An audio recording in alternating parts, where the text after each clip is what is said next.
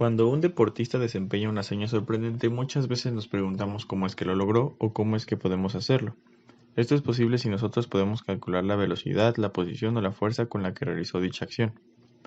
La física es capaz de analizar y responder a estas situaciones tan cotidianas.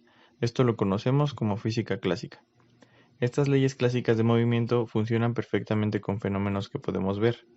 Por otro lado está la física moderna, que explica situaciones particulares, es decir, cosas que no podemos ver a simple vista. Este tipo de física se descubrió a principios del siglo XX, donde los científicos se toparon con una gran pared de problemas que no les permitía responder a una serie de experimentos utilizando las leyes de la física clásica. Es el caso del fenómeno del efecto fotoeléctrico. No se le pudo dar respuesta con la teoría de la física clásica que se conocía. Este fenómeno se produce cuando las partículas de luz impactan sobre un material y movilizan sus electrones.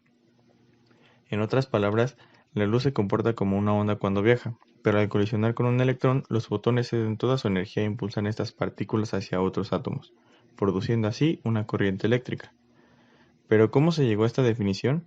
Tenemos que remontarnos al año de 1839, donde el físico francés Edmond Becquerel describió por primera vez el efecto fotovoltaico, que es el proceso de transformación de la energía lumínica en energía eléctrica.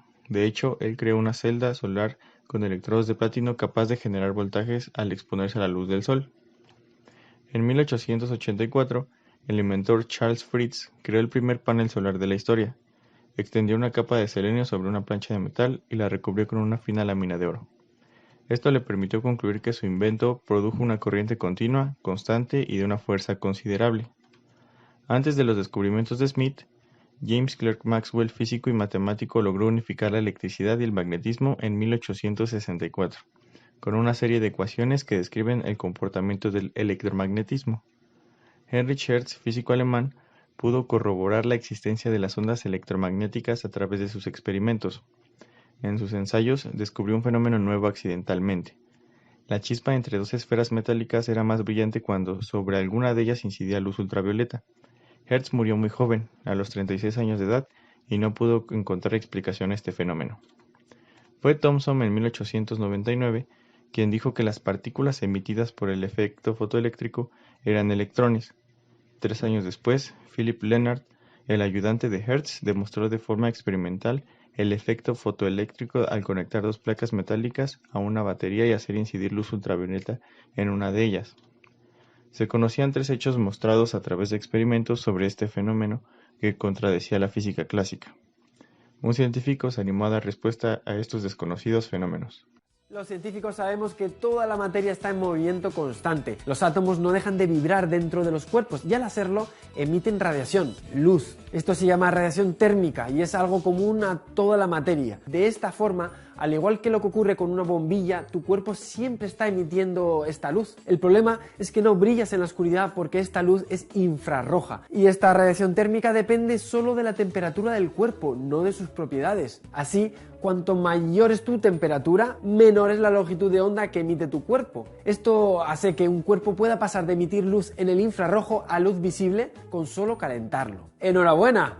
Ahora ya sabes cómo funcionan unas gafas de visión nocturna, por qué se enciende un metal cuando lo calientas y por qué las estrellas más calientes son azules y las más frías son rojas. Pero volvamos a Planck. Como te decía antes, los científicos de la época estaban interesados en estudiar la radiación térmica, la que emite un cuerpo, no la que se refleja. Así que construyeron un objeto, el cuerpo negro, una caja negra con un orificio que absorbe toda la radiación que le llega y no refleja nada. En equilibrio térmico, la radiación del interior de la caja saldrá por el orificio, lo que permitirá estudiar la radiación térmica de este cuerpo negro. Ojo, que nadie confunda cuerpo negro con agujero negro. Muy bien, pues como tenemos las leyes de la termodinámica y las del electromagnetismo, ¿cuál es la cantidad de radiación que emite un cuerpo negro? Tiene respuesta, es la ley de Rayleigh-Jeans. Esta es. Pero antes de nada, fíjate bien, ¿no ves nada raro en ella? Esta nu, esta v es la frecuencia de esa radiación. Como la energía emitida crece con el cuadrado de la frecuencia y no hay límite a esa frecuencia, a frecuencias suficientemente altas la energía que emite un cuerpo se hace infinita. ¿Tiene esto algún sentido? Pues no, ninguno. De hecho, este problema es tan complicado que se le conoce como catástrofe del ultravioleta. ¡Una catástrofe! Esta ley funciona muy bien a frecuencias pequeñas, pero cuando la frecuencia de la radiación aumenta, catástrofe. Todo un dolor de cabeza para los físicos de finales del siglo XIX. Uno de los que intentó resolver este lío fue Wilhelm Wien. Como él conocía la respuesta correcta y sabía cuál era la radiación de un cuerpo negro, fue probando distribuciones diferentes que podían encajar, hasta que dio con la ley de Wien, una función que decrece de forma exponencial con la frecuencia y que ajustaba muy bien la parte de alta frecuencia, en la que fallaba la de Rayleigh-Jeans, pero que a bajas frecuencias, catástrofe. Como puedes ver, había una ley que encajaba bien en la parte de baja frecuencia y otra que encajaba bien en la parte de alta frecuencia, pero ninguna de las dos lo hacía de forma completa. ¿Cómo se podría solucionar esto? Pues con una idea brillante y rompedora, los cuantos de Max Planck. Planck rompió con todo. Nada de que los átomos son osciladores que radian energía de forma continua. Él supuso que la energía se absorbe y se emite en paquetes que llamó cuantos, múltiplos de una constante fundamental del universo, la constante de Planck. Estos cuantos serían paquetes cuya energía depende de la frecuencia. Así, a bajas frecuencias se emiten muchos paquetes, pero su energía es tan baja que no es relevante. Y por el contrario, a frecuencias cada vez mayores se requiere más energía para producir los paquetes, por lo que hay un momento en que no existe energía suficiente y no se pueden emitir estos cuantos. Para que me entiendan. Regresando de entender este gran lío, Planck decía que la luz era en realidad cuantos de energía, o pequeños paquetes discretos cuya energía crece con la frecuencia de la luz y de una constante muy pequeña. Entonces, por un lado tenemos un efecto extraño que nos dice que la energía de los electrones emitidos no depende de la intensidad de la luz, sino de la frecuencia y de la luz con la que se enfoca. Y por otro lado, tenemos una explicación un tanto extraña que nos dice básicamente que los fotones actúan como pequeños paquetes de energía discreta que solo depende de su frecuencia. Es entonces cuando en 1905 entra en escena una de las mentes más brillantes de la historia, Albert Einstein. Einstein explicó el efecto fotoeléctrico a través de su teoría cuántica de la luz, que interpreta los fenómenos de interacción entre la radiación y la materia electrodinámica. De acuerdo con Einstein, la luz está compuesta por pequeñas partículas con diferente energía según la frecuencia de la radiación. En conclusión, se demostró que la energía de los fotones viene dada por la frecuencia de la luz. Si un electrón absorbe la energía de un fotón y éste tiene más energía que la función del trabajo, el electrón saldrá disparado. Al aumentar la intensidad del haz de la luz, no cambia la energía de los fotones, solo su número, así que la energía de los electrones emitidos no depende de la intensidad, sino de la energía de los fotones. En cambio, si la energía del fotón es demasiado baja como para impulsar al electrón, esta energía es reemitida y los electrones no obtendrán suficiente energía como para salir de la superficie metálica. Ahora continuaremos viendo los fenómenos físicos que la física clásica no pudo explicar. Sin embargo, la mecánica cuántica sí. El 14 de diciembre de 1900, en los albores del siglo XX, el físico alemán Max Planck presentó un trabajo acerca de la ley de la radiación del cuerpo negro en una reunión de la Sociedad Alemana de Física, en Berlín. Y es así como esta fecha puede considerarse como el nacimiento de la física cuántica. La ley de Planck describe la radiación electromagnética emitida por un cuerpo negro en equilibrio térmico en una temperatura definida. Se trata de un resultado pionero de la física moderna y la teoría cuántica. Y se preguntarán, ¿qué es un cuerpo negro? Este es un objeto teórico o ideal de la física que absorbe toda la luz y la energía radiante que incide sobre él. Nada de la radiación incidente se refleja o pasa a través del cuerpo negro, pero a pesar de su nombre, el cuerpo negro emite luz y constituye un modelo ideal físico para el estudio de la emisión de radiación electromagnética. El nombre de cuerpo negro fue introducido por Gustav Kirchhoff en 1862, y es así que la luz emitida por un cuerpo negro se denomina radiación de cuerpo negro. Max Planck postuló que la energía estaba cuantizada y podía ser emitida o absorbida solo en múltiplos enteros de cierta unidad de energía. Esto quiere decir una energía muy pequeña, denominada cuanto.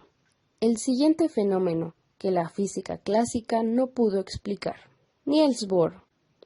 Él se basó en el átomo de hidrógeno para realizar el modelo que lleva su nombre.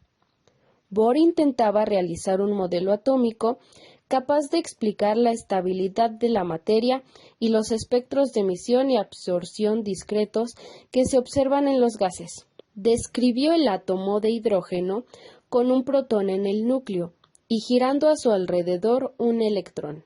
En este modelo, los electrones giran en órbitas circulares alrededor del núcleo, ocupando la órbita de menor energía posible. Esto quiere decir la órbita más cercana al núcleo posible. El modelo atómico de Bohr constituyó una de las bases fundamentales de la mecánica cuántica. Este explicaba la estabilidad de la materia y las características principales del espectro de emisión del hidrógeno. Los espectros de emisión y absorción son la base de la espectroscopía. Esta los utiliza para extraer información sobre la composición de una sustancia o mezcla. En particular, los astrónomos utilizan espectros de emisión para determinar la composición de estrellas y materia interestelar. Bohr explicó el espectro de líneas de hidrógeno asumiendo que el electrón se mueve en órbitas circulares y que las órbitas solo tienen cierta energía y cierto radio. Las líneas en el espectro se explican por transiciones en las cuales un electrón se mueve de una órbita de cierto radio y energía a otra de diferente energía y radio. Órbitas más cercanas al núcleo o de menor radio poseen menor energía. Las más lejanas poseen mayor energía. Las transiciones a otros de menor energía resultan en el espectro de emisión de luz de cierta longitud de onda. El proceso inverso origina el espectro de absorción. Ahora bien, nos encontramos con otro fenómeno, que es muy interesante, que son los espectros de emisión y absorción. Un espectro se refiere a la distribución energética del conjunto de longitudes de onda. Si nos referimos a un objeto, a este se le denomina espectro electromagnético, a la radiación electromagnética que emite o absorbe una sustancia. Dicha radiación sirve para identificar una sustancia, como si fuera una huella dactilar. Ahora bien, en el caso del espectro de emisión, si nosotros queremos descomponer la luz de una bombilla, por ejemplo, obtendremos un espectro continuo, es decir, aparecerán todos los colores. En otro caso, si nosotros encerramos un gas en un tubo y le hacemos pasar una descarga eléctrica, la luz que emite contiene unas pocas longitudes de onda. Esto se le conoce como un espectro discreto. Y en el caso del espectro de absorción, que es lo contrario, la luz emitida siempre será blanca, pero ahora colocaremos frente a esta luz blanca un tubo con un gas dentro a baja presión. Pasará ahora que el espectro se verá unas bandas negras. Entonces, en el espectro de absorción, el elemento que nosotros colocamos en medio del foco y del espectro, veremos las longitudes de onda que este elemento absorbe. Finalmente, si nosotros comparamos el espectro de emisión con el espectro de absorción de un elemento como el del helio, las radiaciones emitidas por el espectro de emisión son exactamente las mismas que faltan en el espectro de absorción. A continuación se presentará el comportamiento dual de la luz y los electrones. Para ello se abordará una breve historia acerca de Louis de Broglie. Él nació en Dieppe, en Francia, el 15 de agosto de 1892. Fue un físico francés y se doctoró en física en la Sorbona de París. Él se especializó en la mecánica cuántica y en 1924 presentó su tesis sobre la teoría de los cuantos. Dentro de su tesis abordaría que la luz se comporta de forma dual, queriendo decir que la materia en general está compuesta por electrones que poseen tanto propiedades ondulatorias como corpusculares. Debido a esto, él mencionaba que la luz se comportaba de dos maneras muy distintas, una como onda y otra como partícula. Siendo como onda, esta tendría frecuencia, longitud de onda y velocidad de propagación. Siendo como partícula, tendría energía y un momento lineal en específico. Es así que se daría a conocer la propuesta de Broglie, en el cual él explicaba que el comportamiento de los fotones se debía tener muy presente en su aspecto corpuscular y en su aspecto ondulatorio. Para ello, Broglie habría creado una ecuación basada en los estudios anteriores de Planck y de Einstein, diciendo que la fórmula iba a ser lambda igual a h sobre m por v. Estas letras representaban que la letra AMBA representaría la longitud de onda asociada al electrón, la h sería la constante de Planck y m por v sería el producto que representaría el momento lineal del electrón por la magnitud corpuscular. Después del descubrimiento de Broglie, a principios del siglo XIX por el físico inglés Thomas Young, con el objetivo de apoyar la teoría de que la luz era una onda y rechazar la teoría de que la luz estaba formada por partículas, Young realizó un experimento en el cual hizo pasar un haz de luz por dos rendijas y observó que sobre una pantalla se producía un patrón de interferencias o una serie de franjas brillantes y oscuras alternadas. Es así como se llegó al resultado que los electrones pueden ser lanzados con cualquier velocidad que deseemos, acelerándolos a través de una diferencia de potencial eléctrico. Es por ello que Broglie decía que esto dependía acerca de la velocidad de estos electrones y la longitud que estos mismos variaban. Después de un tiempo se dio la procedencia del principio de incertidumbre de Heisenberg. Werner Heisenberg fue un físico teórico alemán. Fue conocido sobre todo por formular el principio de incertidumbre, una contribución fundamental que desarrolló la teoría cuántica, ya que este principio afirmó que es imposible medir simultáneamente de forma precisa la posición y el momento lineal de una partícula.